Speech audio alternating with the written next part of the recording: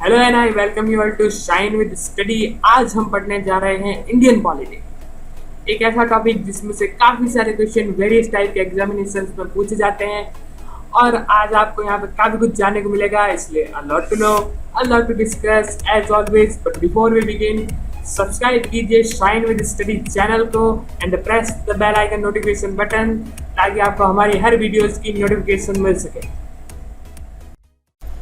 Indian constitution में total 12 schedules हैं, जिसमें से 8 पहले की है और 4 हमने कॉन्स्टिट्यूशन अमेंडमेंट से जोड़ी है।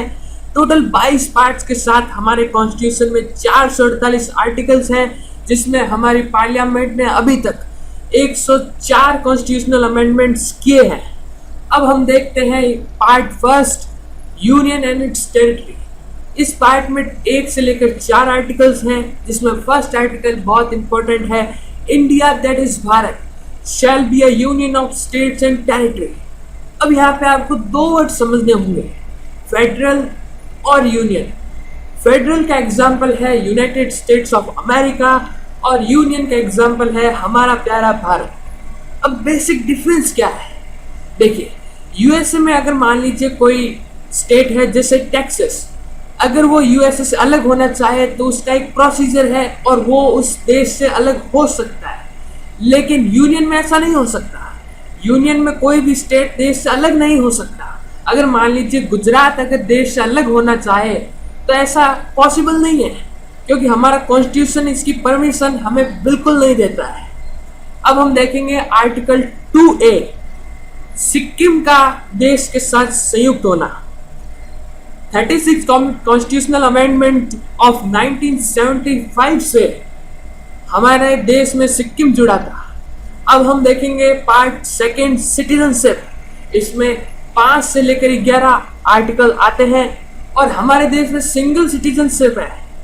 अब बाकी यूएसए में देखें तो वहाँ पे राज्य की सिटीजनशिप होती है और देश की भी सिटीजनशिप होती है, लेकिन ऐसा हमारे यहाँ नहीं है।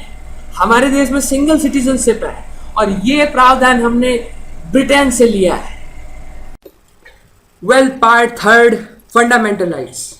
टोटल 12 से लेकर 35 आर्टिकल्स इस पार्ट में आते हैं और इससे पहले हमें एक वर्ड को समझना होगा, state.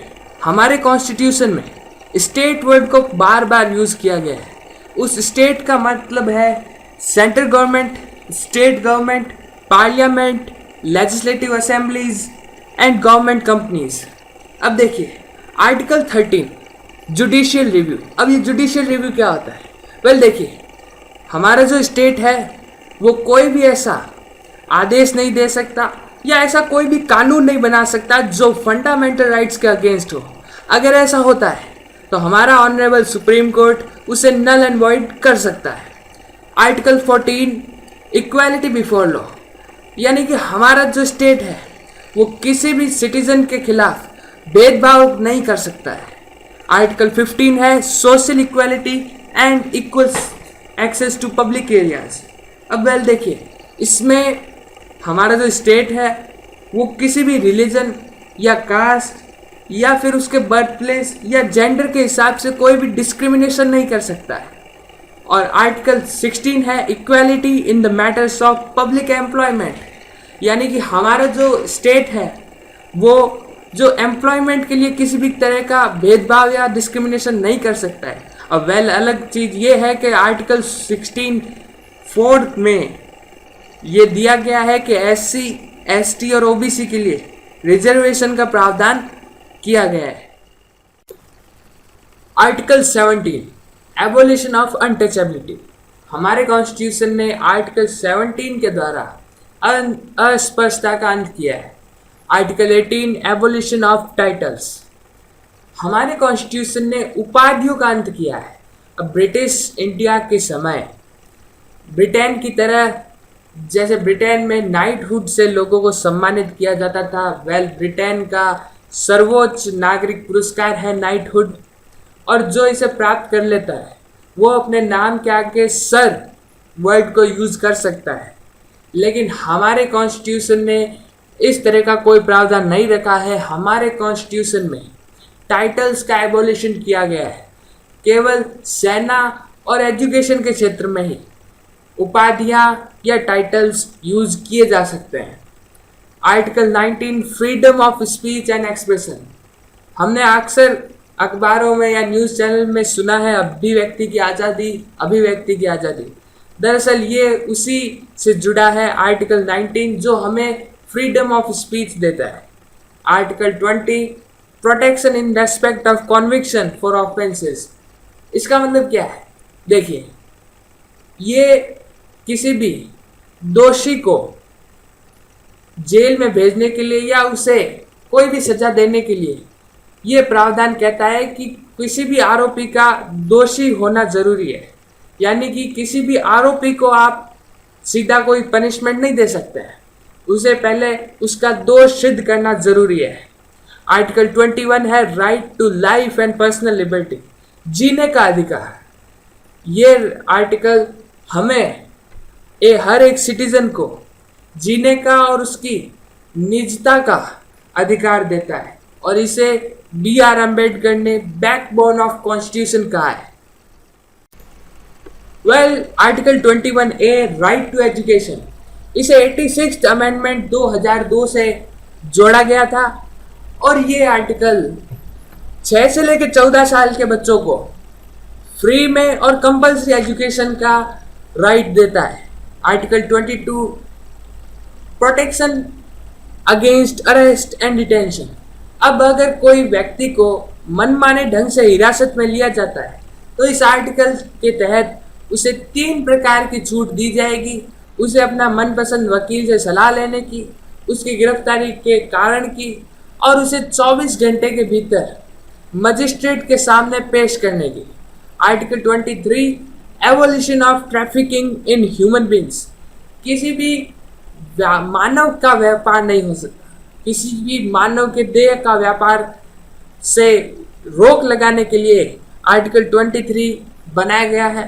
Article 24 prohibition of employment of children in factories and mines, यानी कि 14 साल के उम्र से कम के बच्चों को खतरनाक काम जैसे फैक्ट्रीज और माइंस में अपॉइंट नहीं किया जा सकता है। Article 25 freedom of religion. कोई भी व्यक्ति को किसी भी फ्री रिलीजियस एक्टिविटी को, किसी भी रिलीजन को प्रैक्टिस करने का राइट हमें आर्टिकल 25 देता है।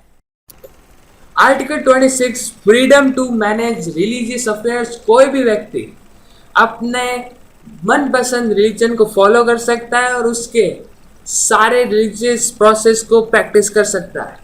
Article 27 freedom to religious tax. अब स्टेट किसी भी व्यक्ति पर किसी भी तरह का रिलीजियस टैक्स इम्पोज नहीं कर सकता है।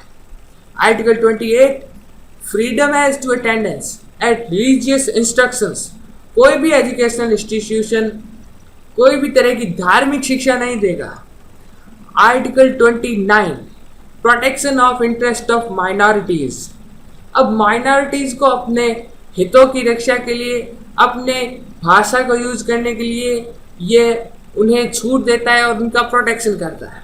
Article 30 right of minorities to establish and manage educational institution. Minorities अपना एजुकेशनल इंस्टीट्यूशन खोल सकते हैं, उन्हें मैनेज कर सकते हैं और उनका प्रचार प्रसार भी कर सकते हैं। और article 32 remedies for enforcement of fundamental rights.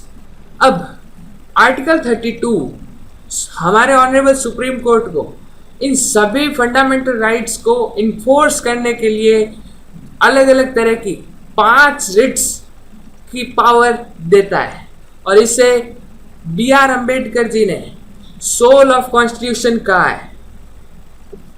Well, thank you for listening as always. God bless you all.